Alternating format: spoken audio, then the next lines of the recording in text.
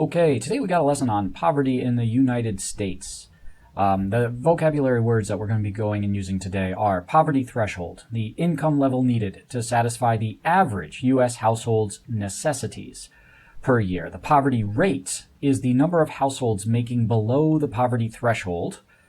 Entitlement is any government program that provides assistance to those who qualify. Many entitlement programs are based around poverty, but also there's entitlement programs such as Medicare and Social Security, which are retirement programs, but they're still entitlement programs. But the majority of entitlement programs are based around a safety net for poverty. And the CPI, the Consumer Price Index, it is a basket of yearly necessities that if you add up everything what a household needs to survive for the year, you get then the poverty threshold. And that basket of goods, like a shopping cart basket, is called the Consumer Price Index. Probably the biggest note to take away from today is from the end when we get into the factors that contribute to households living under the poverty threshold is don't get trapped by a univariable explanation of why poverty exists in the United States. Any conversation that focuses in only on one reason is inherently wrong. There's multiple different reasons and multiple different factors, so there's a multivariable. And anyone that says, for example, that the system creates poverty, and that's the only reason that creates poverty, that invariably that's wrong. And anyone that says that it is all personal choice is invariably wrong. It is much more complex, okay? So the truth is in the gray areas owing to the fact that it's a multivariable, multi-reasoned approach to why households live under the poverty threshold in the United States. So don't get trapped and think of the all or nothing fallacy where you put all your eggs in one basket and say this is the only reason that there's poverty, because that's just wrong. And you'll find out eventually when you eventually get rid of that one reason, and then you realize poverty still exists, okay? It's a multifaceted thing. Next, I would like to say that this lesson is going to focus on basically facts of poverty, okay? There's a lot of, there's a lot to be said and a lot of debates to have and a lot of things to think about and talk about and explore that delve into, like, should we even have poverty in a country is rich? What is the reality of poverty?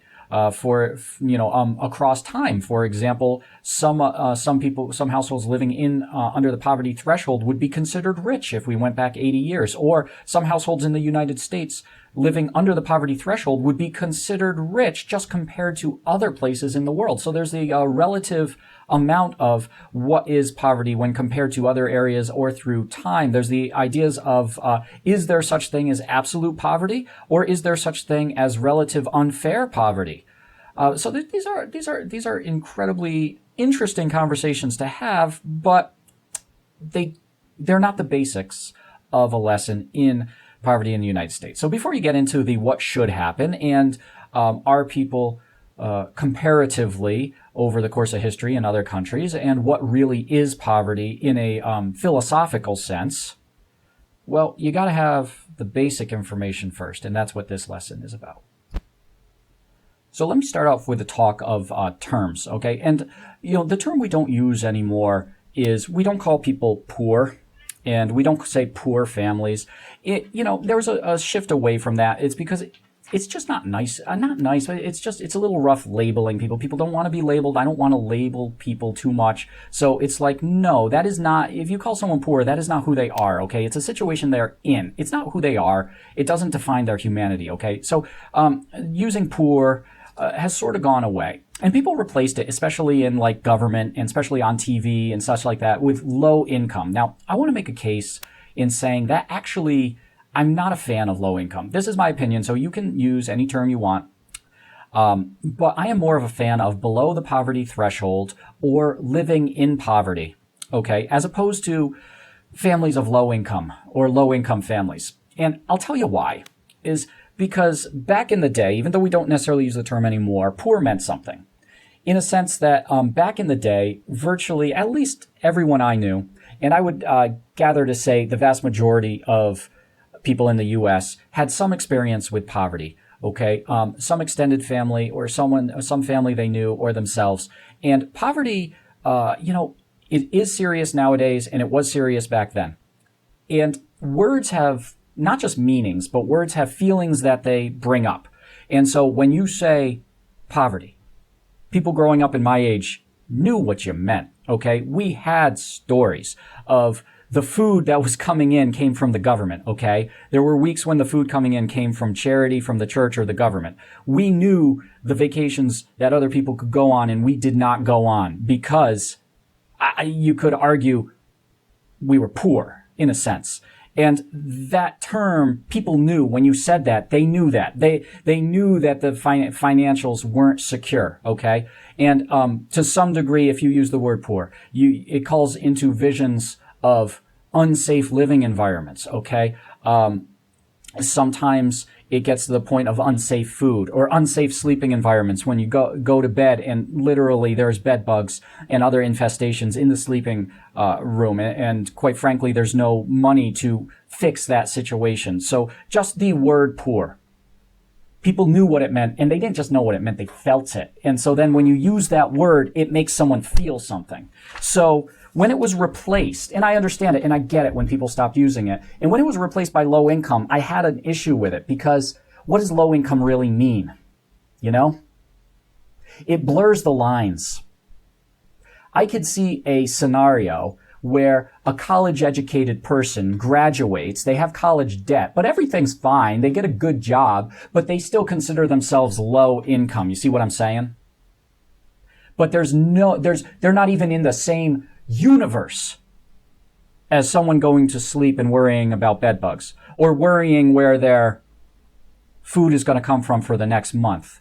Okay? Someone could literally go out to eat at the restaurants multiple times a month and still consider themselves low income, because that word just doesn't mean anything. It doesn't make anyone feel anything. And so when poor was replaced by low income, I felt that and I didn't like it.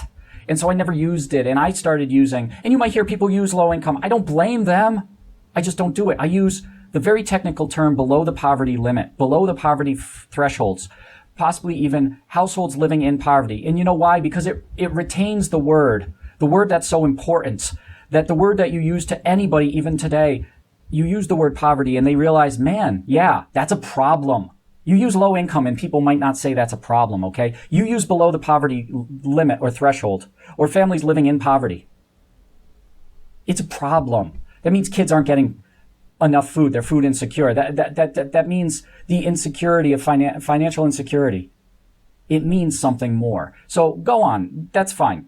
TV, government can use low income. That's okay. I'm going to be using below the poverty limit because it upplays the fact that we should look at the situations and say, as a society, what are we going to do for poverty? Because poverty is real. There is no one who argues that poverty isn't a problem. The only arguments are the solutions to the problem. And if you tell me that we have a problem of low income, that doesn't make anyone feel anything. And someone could argue that low income isn't a problem. So that's why I don't use that term. That's why I use below the poverty threshold. Okay, so how do we determine, how is a nation, the United States, determine what's the level per year, the income per year that would label a household in poverty, living in under the poverty threshold? Well, I'll tell you this, it's not good as a national level, and no one agrees that it is actually, no one agrees that the level is useful. No one agrees that the level is reality, but we do it as a nation to sort of get a baseline year to year to year about national averages. Now, national averages never helped local families. That's a pretty good quote. National averages never helped local families, okay? But they are good for seeing on a national level or maybe year to year changes. Well, here's the idea. You got this idea that's called the Consumer Price Index. And that's going to come back later when we talk about inflation and the rise of prices year to year. So you have what's called a basket, like just think a shopping cart, okay? It's called the Consumer Price Index. And the federal government of the United States will say, okay, for an average of the United States, which right there is the problem because every place is different. If a family's household can afford the necessities for the year, they're above the poverty threshold. And if they can't afford the necessities for the year, they're below the poverty threshold. The poverty threshold is you can afford all your necessities. And of course, it has to be based on the number of people in a household. Of course, the bills for one person in a household will be less than the bills for 6. So it's ultimately based on the cost of necessities and the number of people in the household. And those necessities are obviously food, housing, medical bills and insurance, education for continuing education, clothes, and anything else you might think, utilities, electric, heat, and such like that. Now we get into a very a problem. How the poverty threshold, so X number of dollars per year for the whole country, is the poverty threshold per person in the family. Well, there's a problem because that's just the average for the United States. One size doesn't fit all. Okay, so if you make X number of dollars, you could totally survive in one area of the country, but try living in New York City, in Manhattan for that same amount of money. You absolutely can't, okay? So one size doesn't fit all. It doesn't, the national poverty number, doesn't actually tell anybody living whether they can afford the necessities or not. It's not local specific. So one size doesn't fit all. Different areas cost different amounts to live. Well, it gets a little worse than that because some people even argue that the number itself, the average itself, is pretty bad because they say the federal government is really bad and can't take into account year to year the increasing costs of health insurance and of higher education. So they say that health insurance and higher education is going up so much per year that just the numbers can't keep up and they can't keep track.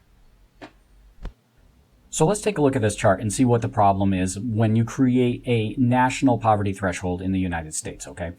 This chart's unsourced, but it's very close to the 2015, which I sourced right from the federal government. So I know it's kind of right on. It's close enough. It's very in line with the 2015 numbers. So the federal government of the United States says that a family of 4 should be able to purchase everything they need from medical insurance to housing to education to cars to food, a family of 4 for $26,000 a year. And anyone who makes any household of 4 that makes over $26,000 a year, the federal government of the United States says you are not living in poverty. You're above the poverty threshold. Almost everyone listening to my voice right now understands one thing. There's no way you can live with a family of 4 for $26,000 a year. It does not happen. Now, obviously, there are places in the United States where you actually could live with a family of 4 for $26,000. I still take issue with that because cars cost the exact same everywhere in the United States. So maybe housing is lower, but cars and colleges cost the same thing. And medical insurance basically costs the same thing all over. So I even take issue with these numbers that saying, like, okay, maybe there's some places with low housing in the United States, but you still got to buy a car every 10 years. And some things in the United States just cost all the same. So even taking into account that there are some cheap places to live in the U.S., these numbers, I mean, it's not just me. A lot of people say these federal numbers are basically useless to figuring out what actual things cost. So by saying, oh, well, I'm a family of 4 and I make $27,000 and so thus I'm not living in poverty, almost everyone says, no, you're going to be struggling. You can't achieve your goals. You can't achieve your dreams. You can barely achieve survival at $27,000 for a family of 4. And that's what the federal government says you do need for survival. Oh, and that's another problem with the poverty threshold. The federal government doesn't take into account retirement savings, okay? So the federal government says, okay, here's the poverty threshold, and you could live on that all your life, but eventually you're going to retire and you'll be right under it because you don't have your retirement savings. Federal government doesn't take that into account either. Like, I can't imagine a family of 8 living on $44,000 a year. Now, I'm sure there is some places in the U.S. you could, but not the majority. And so there's problems with these numbers. It gives a skewed view of who is struggling in the United States. Because if we're saying like, okay, 15% of the U.S. households are under the poverty threshold, well, those are these numbers. And so if you're like saying 15% of the households are under the numbers, well, you really know that, double whatever the poverty rate is in the United States, double it for the number of families that are just struggling to survive. Because these are such low numbers. And you notice they put 200%, 400%. That's because every state entitlement program to help out people who are struggling never uses these poverty numbers from the federal government. They always double them or triple them because they know they're too low. And whatever problems we saw with creating a national poverty threshold, you're going to have the same problems in your state. Okay? You can't even create a state poverty threshold because you're going to have certain places in the state that are super expensive to live and certain places that are really less expensive to live. And so there's problems based on state poverty averages. Also, you have to do the work. You literally have to do the work and find out the only real judge of families living under a poverty threshold is to create a poverty threshold for every local area. And if you're not willing to do that, then you don't know the true number of households in the United States living under or above the poverty threshold. It has to be done locally. So the last part of the lesson is I want to go and expose to some of the multivariables that would contribute to a family in the United States, a household, I should say, living below or above the poverty threshold, and whatever number you want to use for the poverty threshold. Okay, so now we're into not the theoretical, but let's just say, do you want to have enough money for your necessities or not? Here are some contributing factors, and I'll start with the top three when you look and you study these. And the three biggest factors of households living under a poverty threshold is a lack of education or training. Now, don't just think this is school. It's either training or a lack of education, because this is the key to a good paying job. So what this one is right here is lack of a good paying job. But then they go to the reason there's a lack of a good paying job, which is a lack of training in the right field to get a job that pays for supply and demand of the job. So lack of education or training for a high income job or even a medium income job. Number of children before financial stability. So if there's children before the household has enough money to pay for daycare or take on the responsibility of children, because children changes everything and it takes away a lot of time that could be used for getting the money to create financial stability. So children, numbers of children before there's the financial stability. And finally, a single household income. A household with multiple people living in it with only one income. It used to be the fact in the United States that one income could pay for a household, a family. But we don't live in that world anymore due to just a changing economy, not a bad economy, but a change of how things go. It is the time where one income just isn't enough money to pay for the necessities. So the days of a single income are kind of gone. So you could use, and you can get by with a single income, but it puts you closer and closer and closer to not being able to afford the necessities. So you could use these top three as a how to stay away from the poverty threshold. If you use them as predictors, or if you use them as, if you say, okay, well, let me get an education and training for a higher paying job. Let me be financially stable before children come into my life, and let me get a living situation where there's two people in the household having an income come in to share all the household expenses. And then these three things pretty much guarantee that you're not going to be around the poverty threshold. Some of the other factors that come in. A weak economy, okay, there's a business cycle where sometimes the economy tanks for a while. Usually this is a recession, and this will throw many households under the poverty limit because of unemployment, low wages, or part-time work, and it comes directly from the economy going through one of its downturns. Choice of a career. There is literally no surprise. It's not a surprise to anyone that if you choose certain careers, the pay isn't there and you're going to have to figure out how to do. And you're going to get closer and closer to that poverty threshold because of the career you chose. There's just no way to get more money in the career you chose. Cost of living, and this is where you live in the country or the state. Sometimes things just cost a lot. Certain places cost a lot to live. And you could have a good job, but the cost of living is so high, it produces your household down towards the threshold. Also, a cost of living location, a household, okay? Debt is a big thing. The more you're paying off debt, the less money you have for your, not just necessities, but your luxuries and planning for the future. So medical debt is a big one. People get into medical debt, and then that takes a lot of their income. Student loans whether it's a big one or not, it's definitely a factor for sure. Student loans usually take people from very comfortable down into the uncomfortable level. Credit card debt is a killer. And sometimes people buy too much of a car or too much of a house. It's called house poor or car poor. When you're spending all your extra money on too much of a house or too much of a car, and then that puts your household right around that poverty threshold.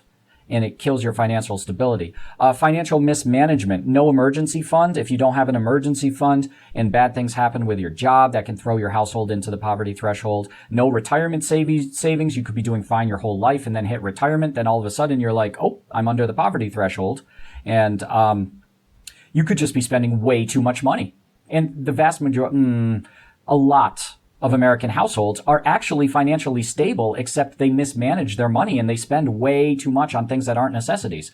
Okay, so we've got a very high percentage of U.S. households that could tighten up their finances and actually realize that they're not as struggling as they thought they were. There's retirement poverty, which I mentioned. And if you don't have planning during your working time, or for any reason that you couldn't plan, maybe too low of an income, you will hit retirement, and government retirement is not enough. The government retirement money to you is below the poverty threshold. So if you have no planning during your working career, you will retire under the poverty threshold. Drug use, tobacco, alcohol, hard drugs, many households find themselves under the threshold because of the money and the destructive toll these take on their lives. Medical expenses and medical debt. And, health insurance costs goes there too. There's plenty of households with children where everything would be fine except for the thousands of dollars that go every couple months into health insurance, okay? So health insurance cost is something that could take financial stability and put it right out the window. And to some degree, certain places in certain states, there's just a lot of money in taxes, where if the person didn't pay those taxes, then they would be above the poverty threshold. Now, I'm not saying to the federal government, if you're earning the poverty threshold, the federal government isn't going to take taxes, except for Social Security and Medicare. So forget that. The federal government will take 6% of your income, no matter how much you earn. Federal government will take 6%. You'll never see that back. But there's state taxes. There's local taxes, 8% on everything you buy. Sales tax, okay? Then there's plenty of other taxes too. We'll have a day on taxes. So there's plenty of families that are below the poverty line, and you take away taxes and they would have the amount of money to be financially secure. So here's some final thoughts. Why are households in the United States, why do some live under the poverty threshold and some live over the poverty threshold? It's complicated. It's multivariable. And you can spend hours. You could spend hours talking about everything in the economy. An economy of a country is the most complex thing you will ever have, okay? We can't even model it. We can't even model it with computers. Maybe someday with quantum computers we'll be able to get a model, but all the computer power in all the world right now cannot model our economy. It is that complex, okay? So anyone who tells you they have the answer how to fix poverty is absolutely 100% wrong. They don't have the answer. All they can do is try things and see what works and what doesn't, okay? Because it's so complex. And I'm so tired of listening to poverty arguments where one side says, just make better choices. And the other side says, it doesn't matter what choices you make. The system is rigged against, and you'll always be in poverty no matter what choices you make. I'm so tired of listening to both those things. The truth lies somewhere in between. If you just say everyone should make better decisions for themselves and that's going to solve poverty, it's not. People aren't capable. The system isn't set up. The system is set up that if everyone made perfect choices, poverty would be okay. People would live over the poverty threshold. We just will never reach a world in which that happens. So there has to be some sort of government intervention. What those policies look like, I don't know. And then if you're on the other side and say whatever people choose doesn't matter, that's not going to work either, because people do have to choose to make some decisions in their life. Okay, they have to make some good financial decisions. So you can't just say choice doesn't matter at all and government's going to just remove poverty. We've tried that too, and that doesn't work. Okay, so each side, I'm sick and tired of the argument that is still going on that, well, if everyone just made better choices, poverty would go away. Oh, if we just did everything with the government, we can get rid of it. We've been doing this for over 100 years. Neither of those work. There's something in the middle, and I'm not smart enough to figure out what the balance is. I'm just smart enough to know that neither of those answers have worked in the past. All right, and that's the basics of poverty threshold in the United States.